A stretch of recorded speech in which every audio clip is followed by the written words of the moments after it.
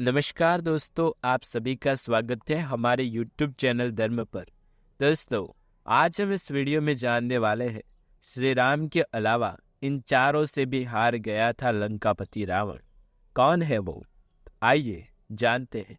अधिकतर लोग यही जानते हैं कि रावण सिर्फ राम से ही हारा था, लेकिन यह सच नहीं है। रावण श्री राम के अलावा शिवजी, राजा बलि, बाली और सहस्त्रबाहु से भी पराजित हो चुका था। आइए जाने इन चारों से रावण कब और कैसे हारा और इसके पीछे की कथाएं क्या है। तो चलिए, वीडियो में आगे बढ़ने से पहले यदि आप हमारे चैनल पर नए हैं तो चैनल को सब्सक्राइब करें और बेल आइकन जरूर दबाएं और वीडियो को अभी से एक लाइक कर दें। तो चलिए आगे बढ़ते हैं। बाली से रावण की हार। एक बार रावण बाली से युद्ध करने के लिए पहुंच गया। बाली उस समय पूजा कर रहा था। रावण बार बार बाली को ललकार रहा था, जिसमें बाली की पूजा में बाधा उत्पन्न हो रही थी। जब रावण नहीं माना तो बाली ने उसे अपनी बाजू में दबाकर 4 समुद्रों की परिक्रमा की थी। बाली बहुत शक्तिशाली था और इतनी तेज गति से चलता था कि रोज सुबह ही 4 समुद्रों की परिक्रमा कर लेता था। इस प्रकार परिक्रमा करने के बाद सूर्य को अर्घ्य अर्पित करता था। जब तक बाली ने परिक्रमा और सूर्य को अर्घ्य अर्पित किया, तब तक रावण को अपने बाजू में दबाकर ही रखा था। रावण ने बहुत प्रयास किया, लेकिन यह बाली की गिरफ्त से आजाद नहीं हो पाया। पूजा के बाद बाली ने रावण को छोड़ दिया और उसके बाद वो दोनों अच्छे मित्र भी बन गए। सहस्त्रबाहु अर्जुन से रावण की हार। सहस्त्रबाहु रावण अर्जुन के 1000 हाथ थे और इस वजह से उसका नाम सहस्त्रबाहु पड़ा था। जब रावण सहस्त्रबाहु से युद्ध करने पहुंचा तो सहस्त्रबाहु ने अपने 1000 हाथों से नर्मदा नदी के बहाव को रोक लिया था। सहस्त्रबाहु ने नर्मदा का पानी इकट्ठा किया और पानी छोड़ दिया, जिससे रावण पूरी सेना के साथ ही नर्मदा में बह गया। इस पराजय के बाद एक बार फिर रावण सहस्त्रबाहु से युद्ध करने पहुंच गया। तब सहस्त्रबाहु ने उसे बंदी बनाकर जेल में डाल दिया। राजा बलि के महल में रावण की हार। दैत्यराज बलि पाताल लोक के राजा थे। एक बार रावण राजा बलि से युद्ध करने के लिए पाताल लोक में उनके महल तक पहुंच गया था। वहां पहुंचकर रावण ने बलि को युद्ध के लिए ललकारा। उस समय बलि के महल में खेल रहे बच्चों ने ही रावण को पकड़कर घोड़ों के साथ अस्तबल में बांध दिया। इस प्रकार राजा बलि के महल में रावण की हार हो गई थी। शिवजी से रावण की हार, ये क्या है? आइए जानते हैं। रावण बहुत शक्तिशाली था और उसे अपनी शक्ति पर बहुत ही घमंड था। रावण इस घमंड के नशे में शिवजी को हराने के लिए कैलाश पर्वत पर पहुंच गया। रावण ने शिवजी को युद्ध के लिए ललकारा। महादेव तो ध्यान में लीन थे। रावण कैलाश पर्वत को उठाने लगा, तब शिवजी ने पैर के अंगूठे से ही कैलाश का भार बढ़ा दिया। इस बार को रावण उठा नहीं सका और उसका हाथ पर्वत के नीचे दब गया। बहुत प्रयत्न के बाद भी रावण अपना हाथ वहां से नहीं निकाल सका। तब रावण ने शिवजी को प्रसन्न करने के लिए उसी समय शिव तांडव स्तोत्र रच दिया। शिवजी इस स्तोत्र से बहुत प्रसन्न हो गए और उसने रावण को मुक्त कर दिया। मुक्त होने के बाद पश्चात रावण ने शिवजी को अपना गुरु बना लिया था। और दोस्तों, ये बात तो आप जानते होंगे कि रावण, जिसे भगवान शिव का सबसे बड़ा भक्त कहा जाता है, ये यूं ही नहीं, रावण ने स्वयं शिवजी को अपने गुरु के तौर पर निश्चित किया था। अब आइए जाने रावण के पूर्व जन्मों की कहानियों के बारे में, जो आपको काफी रोचक लगने वाली है। वीडियो में आगे बढ़ने से पहले आप वीडियो को लाइक जरूर करें और चैनल को सब्सक्राइब करें। रावण अपने पूर्व जन्म में भगवान विष्णु के द्वारपाल हुआ करते थे, पर एक श्राप के चलते उन्हें 3 जन्मों तक राक्षस कुल में जन्म लेना पड़ा। आज इस वीडियो में हम आपको रावण के 2 पूर्व जन्म और एक बाद के जन्म के बारे में बताएंगे। तो आइए।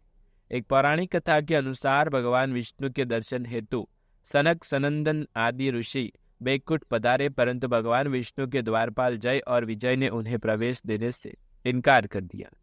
ऋषिगण अप्रसन्न हो गए और क्रोध में आकर जय विजय को श्राप दे दिया कि तुम राक्षस हो जाओ। जय विजय ने प्रार्थना की, वह अपराध के लिए क्षमा मांगी। भगवान विष्णु ने भी ऋषियों से क्षमा करने को कहा। तब ऋषियों ने अपने श्राप की तीव्रता कम की और कहा कि 3 जन्मों तक तुम्हें राक्षस योनि में रहना पड़ेगा और उसके बाद तुम पुनः इस पद पर प्रतिष्ठान हो सकोगे। इसके साथ एक और शर्त की थी, भगवान विष्णु या उनके किसी अवतारी स्वरूप के हाथों तुम्हारा मरना अनिवार्य होगा। यह श्राप राक्षसराज लंकापति दशानन रावण के जन्म की आदि गाथा है। भगवान विष्णु के ये द्वारपाल पहले जन्म में हिरण्यकश्यप व हिरण्यकशिपु राक्षसों के रूप में जन्मे। हिरण्यकशाक राक्षस बहुत शक्तिशाली था और उसने पृथ्वी को उठाकर पाताल लोक में पहुंचा दिया। पृथ्वी की पवित्रता बहाल करने के लिए भगवान विष्णु को वराह अवतार धारण करना पड़ा था। फिर विष्णु ने हिरण्याक्ष का वध कर पृथ्वी को मुक्त कराया। हिरण्याकशिपु को ताकतवर राक्षस था और उसने वरदान प्राप्त कर अत्याचार करना प्रारंभ कर दिया था। भगवान विष्णु द्वारा अपने भाई हिरण्यकशाक का वध करने की वजह से हिरण्यकशिपु विष्णु विरोधी था और अपने विष्णु भक्त पुत्र प्रहलाद को मरवाने के लिए भी उसने कोई कसर नहीं छोड़ा। फिर भगवान विष्णु ने नृसिंह अवतार धारण कर हिरण्यकशिप को वध कर दिया। खंबे से नृसिंह भगवान का प्रकट होना ईश्वर के साक्षात सर्वव्यापी उपस्थिति का ही प्रमाण माना जाता है। त्रेता युग में दोनों भाई रावण और कुंभकर्ण के रूप में पैदा हुए और विष्णु अवतार श्री राम के हाथों मारे गए। तीसरे जन्म में द्वापर युग में जब भगवान विष्णु ने कृष्ण के रूप में जन्म लिया, तब ये दोनों शिशुपाल और दंतवक्त्रक नाम से सदाचारी और पैदा हुए। इन दोनों का भी वध भगवान श्री कृष्ण के हाथों ही हुआ। अब दोस्तों आइए जान लेते हैं आखिर क्यों दिया राम ने लक्ष्मण को मृत्युदंड, क्या थी इसके पीछे की वजह। रामायण एक घटना का वर्णन आता है कि श्री राम को न चाहते हुए भी जान से प्यारे अपने अनुज लक्ष्मण को मृत्युदंड देना पड़ा। आइए जानते हैं आखिर क्यों भगवान राम को लक्ष्मण को मृत्युदंड देना पड़ा। यह घटना उस वक्त की है जब श्री राम लंका विजय करके अयोध्या लौट आए और अयोध्या के राजा बन जाते हैं। एक दिन यम देवता कोई महत्वपूर्ण चर्चा से श्री राम के पास आते हैं। चर्चा प्रारंभ करने से पूर्व वो भगवान राम से कहते हैं कि आप जो भी प्रतिज्ञा करते हैं उसे पूर्ण कर लेते हैं। मैं भी आपसे एक वचन मांगता हूँ कि जब तक मेरे और आपके बीच वार्तालाप चलते हैं तो हमारे बीच कोई नहीं आएगा और जो आएगा उसको आप मृत्युदंड देना पड़ेगा। भगवान राम यम के वचन को पालन करते हैं। राम लक्ष्मण को यह कहते हुए द्वारपाल नियुक्त कर देते हैं कि जब तक उनकी और यम की बात हो रही है वह कोई भी अंदर न आने पाए, अन्यथा उसे मृत्युदंड देना पड़ेगा। लक्ष्मण भाई की आज्ञा मानकर द्वारपाल बनकर खड़े रहे। लक्ष्मण को द्वारपाल बने कुछ ही समय बीता, वहां पर ऋषि दुर्वासा का आगमन होता है। जब दुर्वासा ने लक्ष्मण से अपने आगमन के बारे में राम को जानकारी देने के लिए कहा तो लक्ष्मण ने विनम्रता के साथ मना कर दिया। इस पर दुर्वासा क्रोधित हो गए तथा उन्होंने संपूर्ण अयोध्या को श्राप देने की बात की। लक्ष्मण समझ गए कि यह विकट स्थिति है जिससे या तो उन्हें रामाज्ञा का उल्लंघन करना होगा या फिर संपूर्ण नगर को ऋषि के श्राप की अग्नि में झोंकना पड़ेगा। लक्ष्मण ने शीघ्र ही यह निश्चय कर लिया और उनको स्वयं का बलिदान देना होगा ताकि वो नगरवासियों को ऋषि के श्राप से बचा सके और फिर उन्हें मृत्युदंड प्राप्त हुआ।